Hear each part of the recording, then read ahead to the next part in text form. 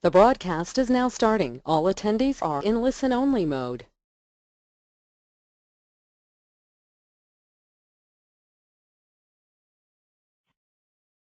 Good afternoon. Thank you for joining this NCEA webinar, Effective Parent Communication Strategies for Teachers and Administrators.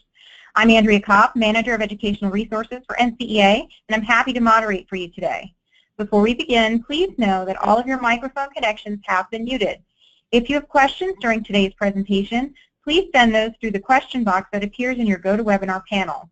To ask a question, use your mouse to click into the blank box area, type your question using your keyboard, and then click Send. The webinar presentation will last about 45 minutes, and there will be a question and answer portion at the end. Later this evening, you'll receive an email asking you to complete a brief evaluation about the webinar, and I thank you in advance for providing us with feedback about today's programming. You'll receive an email in the next 5 business days with instructions on accessing this recorded webinar, a certificate of attendance, and the presentation files. Let us begin as we do all things in prayer.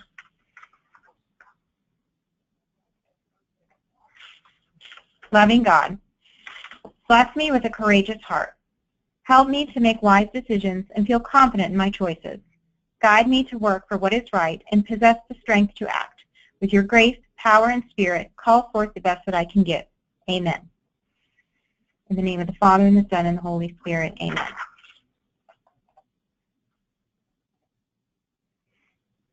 Now I would like to introduce our presenters for the evening. We have with us tonight Mrs. Annette Jones, one of my colleagues here at NCEA, who serves as the Assistant Director for Leadership Development, and myself, Andrea Kopp, Manager of Educational Resources for NCEA.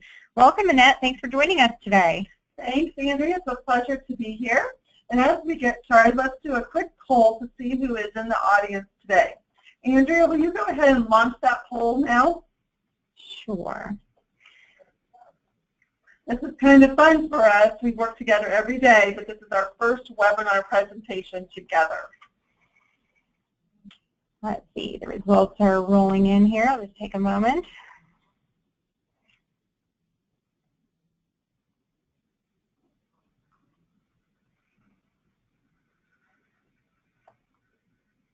Okay, it looks like we have 58% of our audience as teachers, 12% principals, 8% diocesan staff, 8% school staff, and 15% as other. So lots of teachers in the audience today. That's good.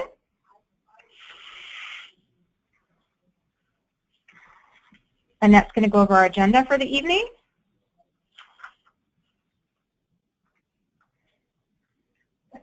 Our agenda for this evening will be to discuss the importance of creating a communication plan.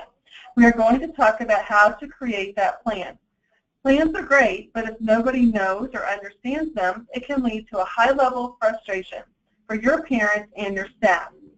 Also, communicating the plan will help you with accountability and sticking to what you have promised. If expectations are clearly communicated, it will contribute to consistency in following the communication plan. It is important to deliver your messages in more than one way, engaging parents in different print and digital media. And finally, we will discuss some best practices for rules of engagement for some common methods of parent and school communication. Okay, so we're going to get a feel for where you think your greatest area of struggle is in regards to communication. I'm going to launch a second poll here. So we'd like to know, in what areas do you feel that you struggle the most with communication in your school or diocese?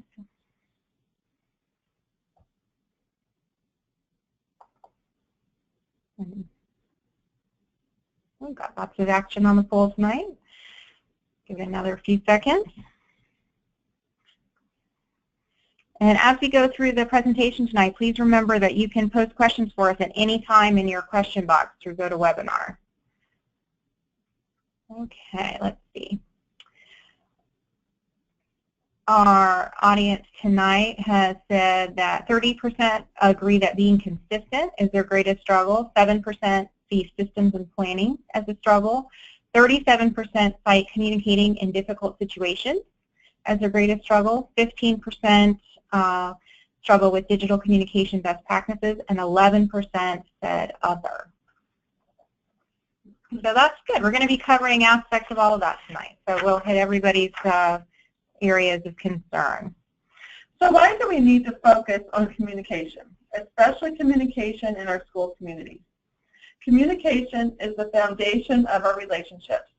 Through our verbal communication, our written messages, and our body language, we can have the capability of sharing a positive message with a collaborative attitude. It is important to remember in all of our conversations that the students, not us, are the center of attention. When we utilize our leadership skills with effective communication, we have the capacity to build a strong school community. Let's talk about why communication can be a challenge for teachers and principals. After all, we all like working with kids. That's our calling, but communicating with kids is different than communicating with adults. While as teachers, we're trained in our subject area, a lot of educators are not trained in best practices in communication, especially all the various forms of communication to keep up with today. There are so many ways to communicate, and each method has its own nuances. Also, each person has their own style and preferred methods of communicating. So as educators, we sometimes communicate information that evokes a highly emotional response. Parents tend to be kind of attached to their children, so things can get emotional. That's natural. Also, as educators, we can be impassioned and emotional about things ourselves. It's important not only to keep our own emotions in check, but to think proactively about how to handle those difficult communication situations when they do arise. Well, let's take a moment to see this miscommunication cartoon.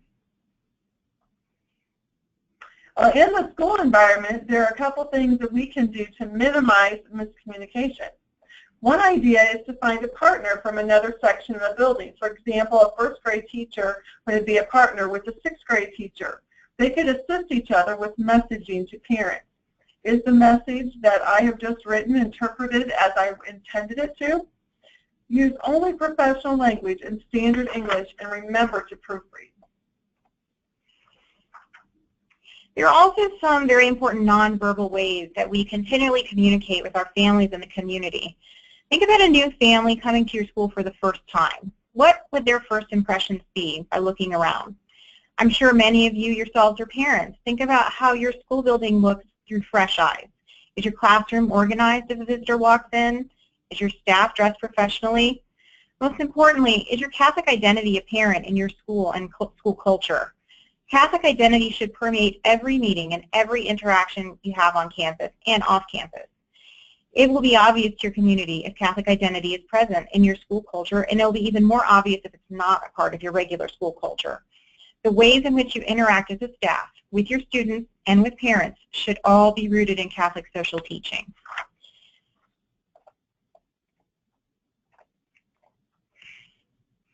Here's a question that we get a lot. Is there such a thing as over-communicating? There are so many modes of communication, and no matter how much you think you're telling people things that they need to know, you'll always have complaints of people feeling uninformed of one thing or another. The challenge with information overload is that if too much information is coming at people all the time, they may start tuning it out or ignoring it.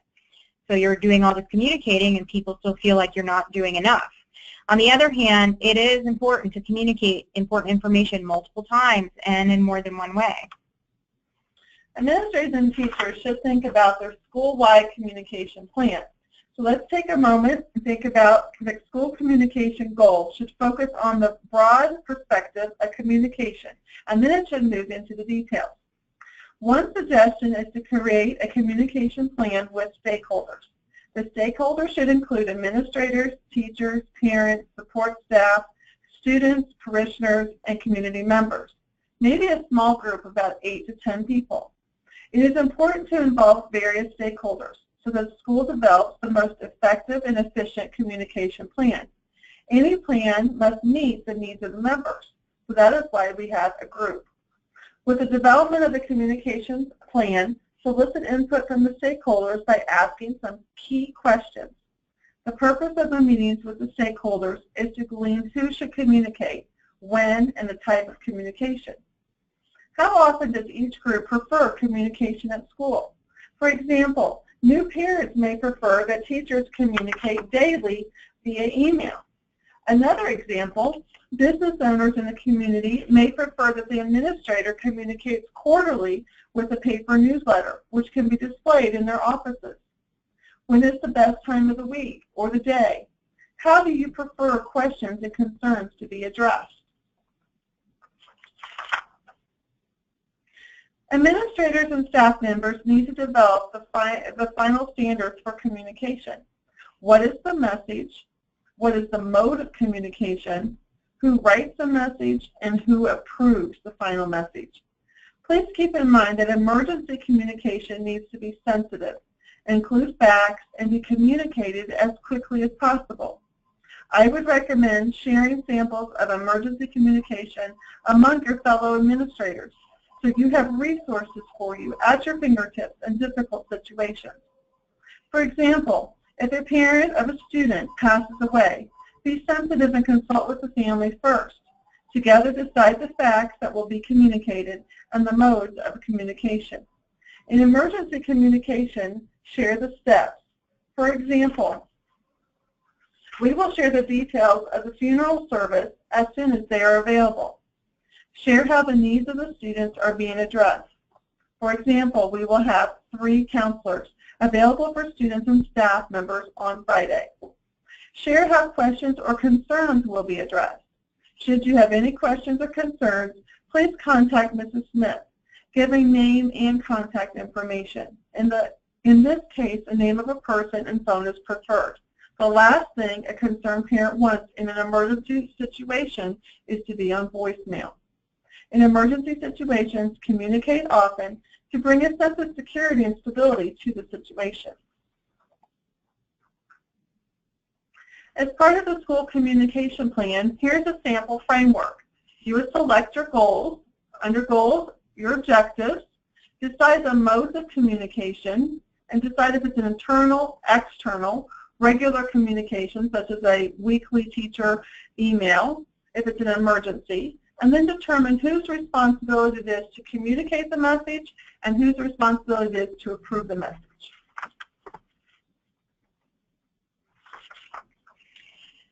Let's talk a little bit how we communicate internally. Make sure that your faculty and staff are aware of larger initiatives that are going on within the school. Parents are getting emails and newsletters from multiple teachers, clubs, sports, and it's helpful to know what else is going on in your building or community that might affect your families that have several students in different grades. An added benefit from regular internal communication is that your colleagues may be able to offer support or enhance some of your initiatives. At NCEA, we use the tagline, lead, learn, proclaim. Proclaiming the good news of your classroom is not only great marketing for your school, it helps build community among the staff and even the parish community. You might find unexpected help along the way. With the communication plan, all staff members should practice the same key points. Keep it simple. Be accountable for your effective communication. It should be timely, accurate, and professional. Practice speeches such as open house remarks prior to the event. Parents appreciate timely follow-through in communication. For emails, the standard communication rule is 24 to 48 hours that they would receive a response. Either answer or acknowledge the email within that time period. And ask yourself, what is working, what is not working, and how can I be a more effective communicator? Often parents and administrators will share their thoughts of what is working or not working with your classroom or school communication plan. Listen and make changes.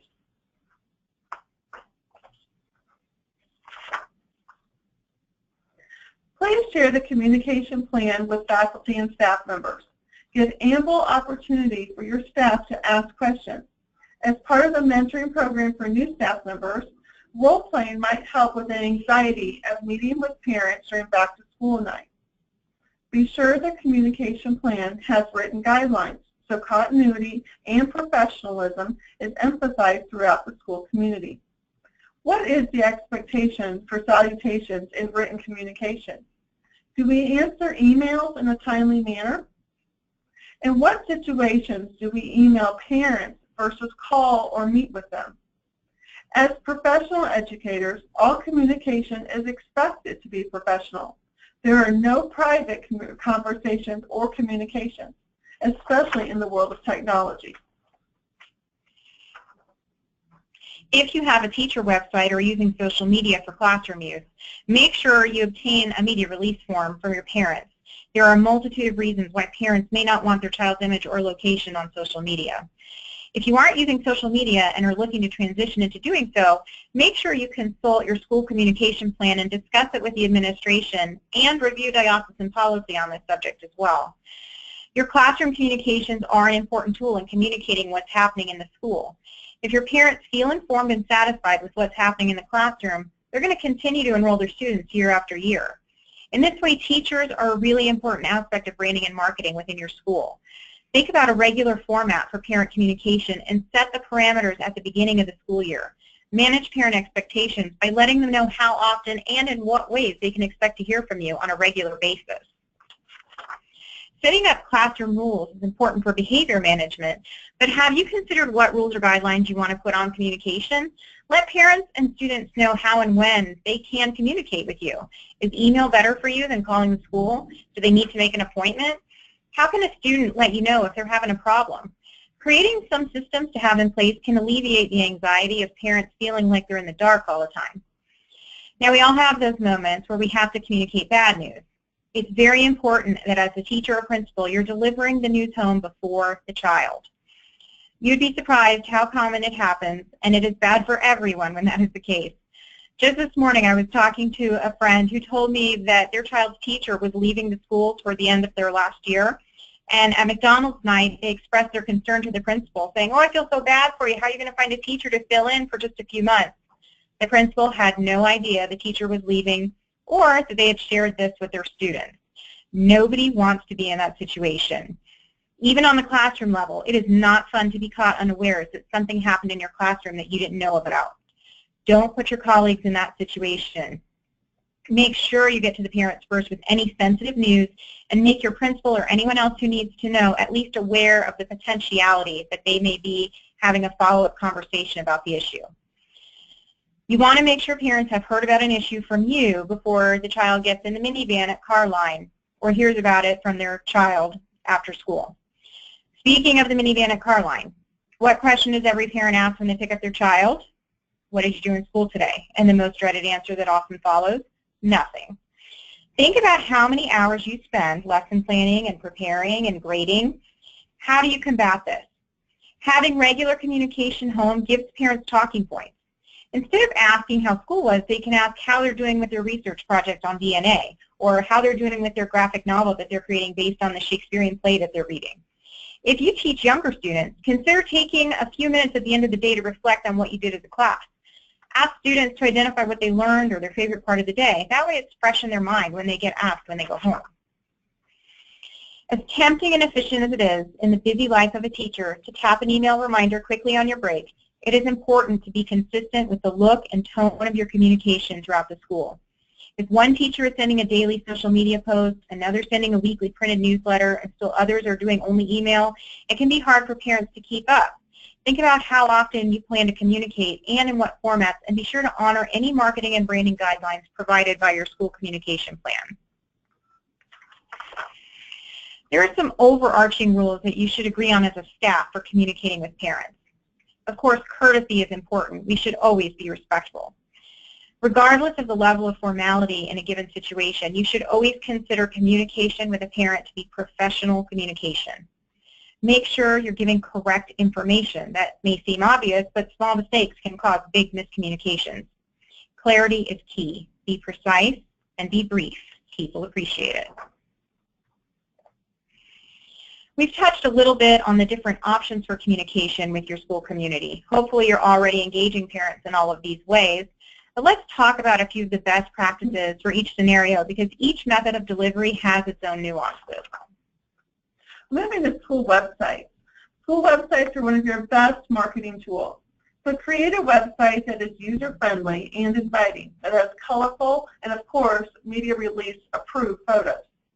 Parents appreciate a website that has current information, so keeping the website updated needs to be a priority. Other useful information for your website Visitors include pictures, address, and contact information of the school, contact information for all your staff members, the school calendar. It's helpful if you post this year's school calendar and, if at all possible, next year's school calendar. The upcoming calendar year is very helpful when parents are planning their vacations or some other event. Find a way to organize information about the school in an intuitive manner. For example, some schools have arranged information on their website by the national standards and benchmarks. They have the categories Mission and Catholic Identity, Governance and Leadership, Academic Excellence, and Operation Vitality. Remember, parents and visitors should be able to access accurate information very quickly. As a parent, I love teacher websites. When they're done well, they make me feel so involved in what's happening in the classroom. My son had a teacher in kindergarten who was so on top of her teacher website, I could go online during my planning period and see photos of him and what they were doing that day. I never worried one day of the year about what was going on in his classroom or if my tuition money was being well spent. Now, every day is a pretty high bar to meet, but if you're going to have teacher websites, they take a certain level of commitment.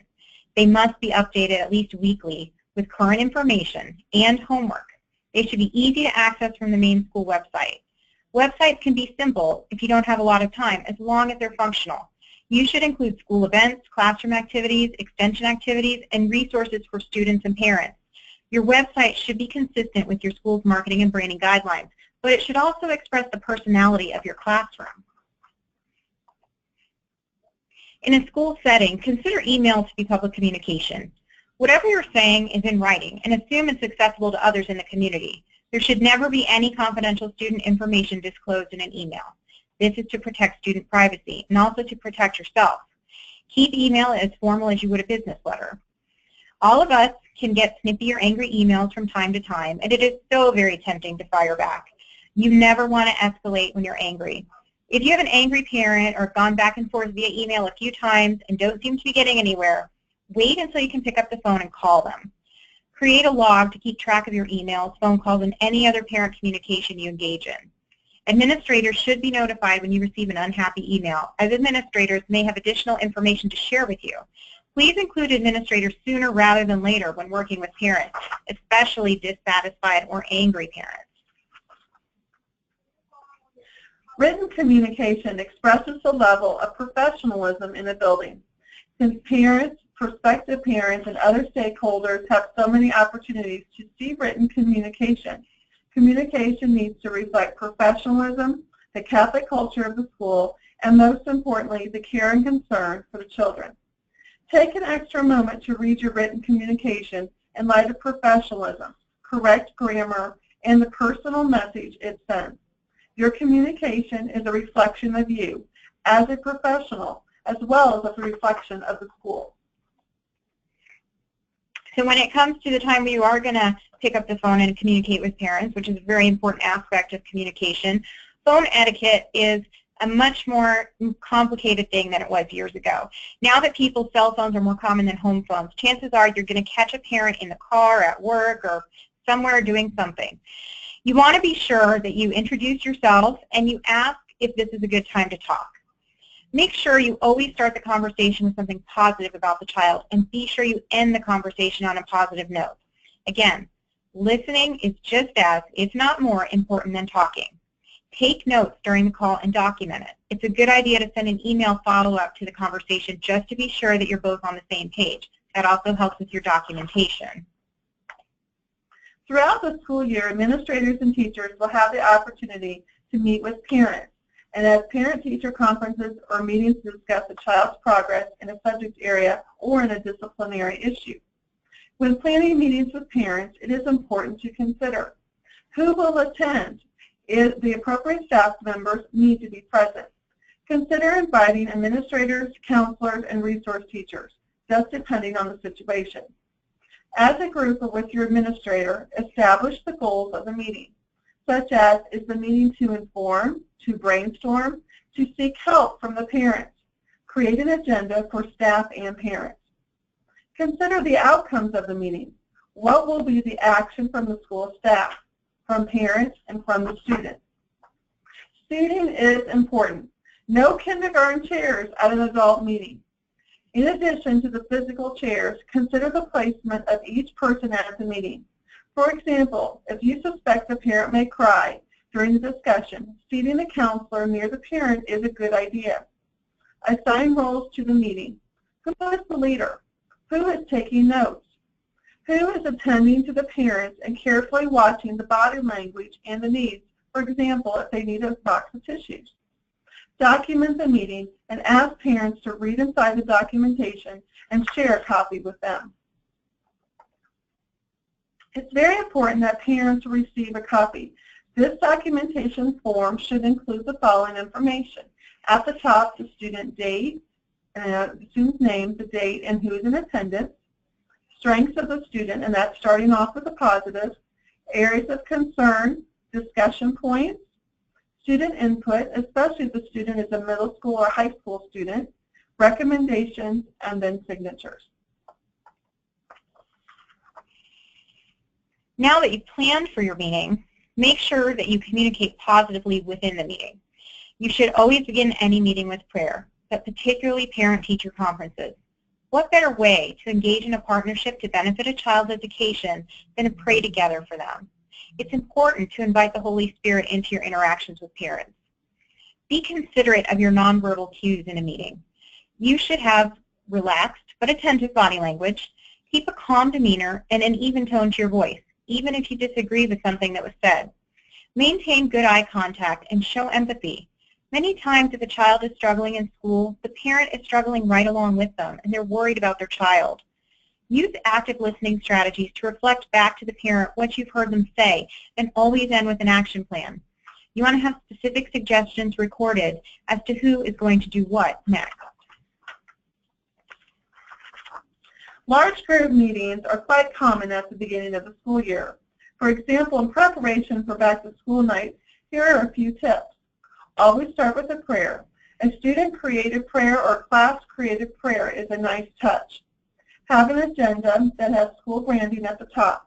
In addition, as parents arrive for back-to-school night, place marketing materials on the tables. They will have the opportunity to read the good news about your school before the event.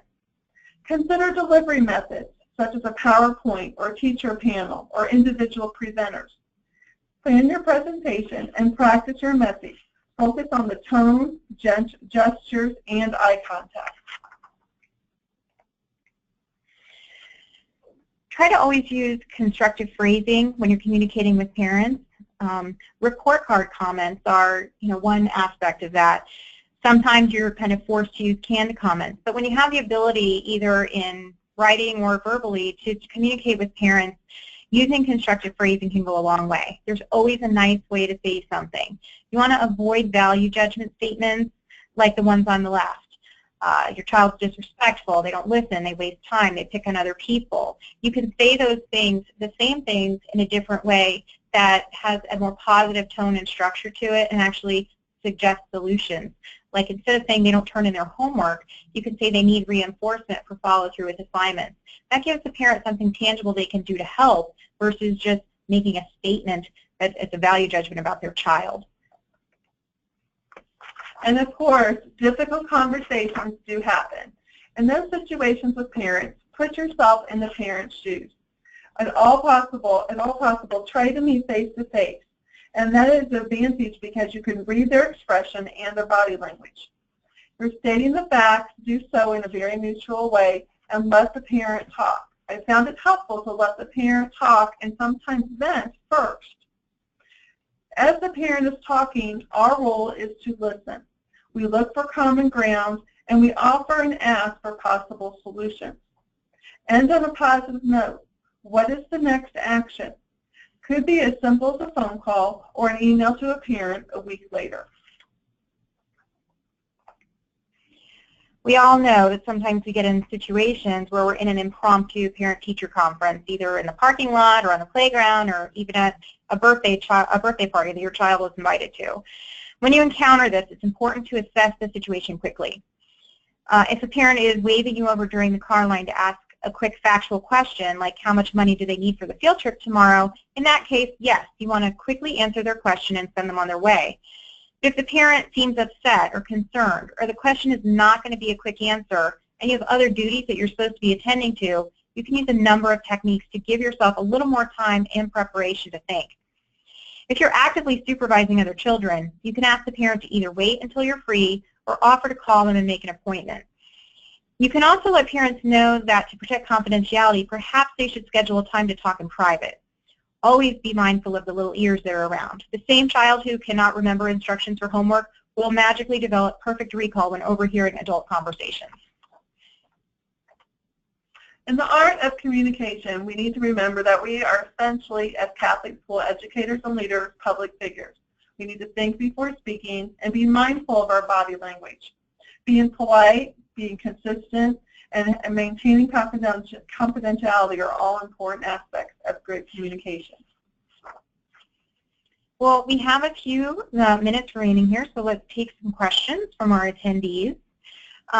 We have a question that has come in about cell phones in the classroom. Annette, you're a principal, so you can answer this one.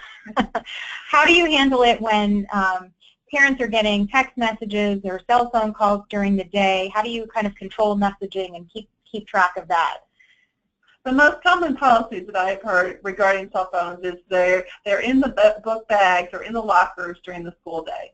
And that is helpful. Of course, at the end of the day, students will want to have those out as parents may have an alternative plan for transportation. So during the day in the bags, and then probably the last 15 minutes as they are heading out the door, it might be helpful for students to check those phones just to make sure there's not a change. Very good. And we have a question about marketing and branding. It was mentioned a few times in the webinar. If your school doesn't have a marketing and branding guideline set up, what are some tips maybe to some best practices just off the top of your head that you can tell teachers to keep in mind in some of their communication? Well, I think the first thing is to make sure that we're friendly and polite to our parents. I think that the first reaction they get from their child is what is their child's teacher like, and secondly, what is their reaction to the teacher. So we want to make sure that we are the best people for the marketing and we follow through with what we're going to say when we're going to do it. Other things, just in terms of our communication, make sure our websites are updated, make sure that we return phone calls and emails promptly, and all those areas go a long way to promote the marketing and the positive influence of our school in the community. Thank you. We have another question coming in now about what are some good strategies to keep your emotions under control during a phone call or in an in-person meeting, and that can be a challenge because we definitely take our vocation seriously. We love our kids, the parents love our kids, and we always want to feel like we're doing the best job, and you could definitely feel attacked.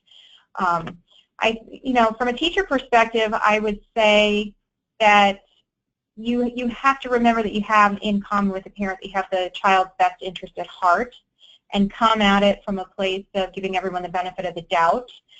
And I think if you are kind of getting emotional, it's okay to excuse yourself for a moment, to say, I'm sorry, I'm just going to excuse myself to go to the restroom or get a drink of water. Give yourself a minute to kind of collect yourself. If you anticipate that it's going to be an emotional sort of meeting, I would make sure that you have someone there with you, either an administrator or another trusted colleague, someone there or a counselor, someone who can kind of step in and help. Did you have anything to add to that? I think on the phone calls, it's important for you to take notes as they're talking, because I think in the heat of the moment, as they are getting more and more maybe agitated, if you could write down the key points in their message, you will deflect from focusing on their anger. Then you can circle back and have a conversation and really focus on what they would like to discuss, and the anger will not be part of that. We have another question here from a young teacher who wants to ensure that parents respect her. Any tips there? I'll throw in something and you can add to that. I think, when I started teaching, I was only 9 years older than my students. I was fresh out of college and teaching high school juniors and seniors, so I can definitely relate. With that, I think that it does take a little bit of time to kind of prove yourself that you do have it together and you do know what you're doing, and part of that is kind of your own self-confidence. Having systems in place in a school will help all teachers, old or young, to kind of set those parameters for parent-teacher communication. Again, if you feel that someone is being particularly disrespectful of you personally, I would invite some support either from a mentor or an administrator if you're dealing with that parent in a one-on-one situation. Annette, did you have anything to add? I do. I think the mentor is very important, and often finding a mentor who's maybe about 10 years older who can relate to what they recently have gone through, the same thing that you're going through. Also, dressing appropriately. I think we garner a lot of respect in the field of education by dressing as a professional and making sure that is part of your demeanor, and also having professional communication and following through. And when you promise to do something, that you follow through with that promise and do exactly what you promised to do. Well, here's a good one. Earlier in the presentation, you mentioned operational vitality as a component of the website. What type of information is presented in this area? I'll start and I'll let you finish, because we're kind of coming from a teacher perspective and a principal perspective, so you're getting both here. It's a 2-for-1 today. Everything that we talked about with communication is filling the seats in your school, and it's keeping the people there. If parents are happy, they're happy because their kids are happy, they're happy because they know what's going on, they feel safe, they feel like they're getting their money's worth, they feel like the kids are getting the faith transmitted to them. Those are all things that contribute to the operational vitality of your school. They're going to contribute to ongoing enrollment, and it's just good business. Annette, do you have anything to add there? I do, and operational vitality really covers the areas of marketing, finances, and enrollment.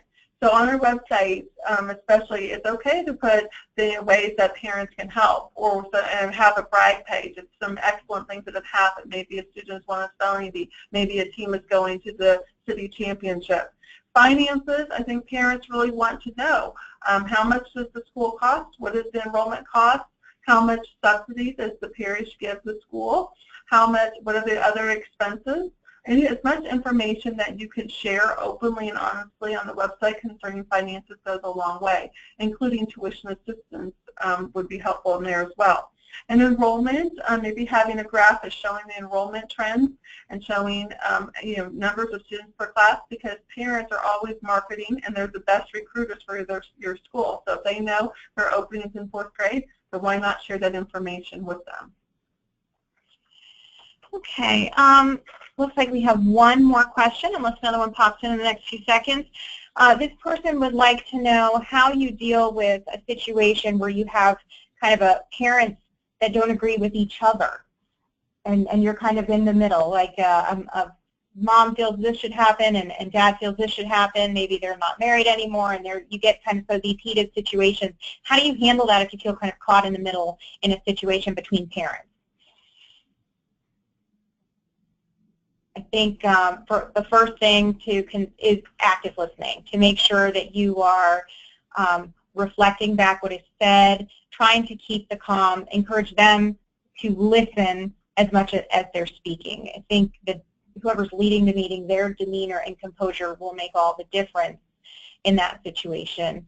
I think, again, if you feel like it's out of control, it's okay to suggest that you take a break. And let's just take a moment and calm down and come back. And it may be that day is not the day you're going to solve that problem, and the meeting needs to be rescheduled, maybe bringing in a counselor or a third party. Any thoughts on that?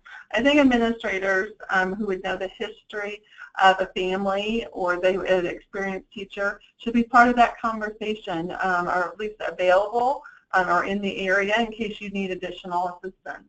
I would invite an administrator in a heartbeat to be there, and if there's anything, they're just taking notes, and you can lead the meeting. But having another person present will keep the situation calmer.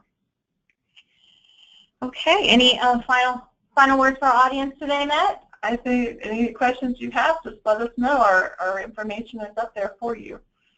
Okay, and before we conclude today's webinar, I invite you all to visit our website at ncea.org to see listings for upcoming webinars and other professional development and leadership development offerings.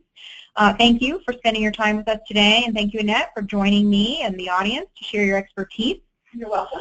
If you have any additional questions for us, we did leave our email addresses for you as well as our Twitter handles, so please feel free to contact us, and if you're not already, please follow us on Twitter. We'll follow you back.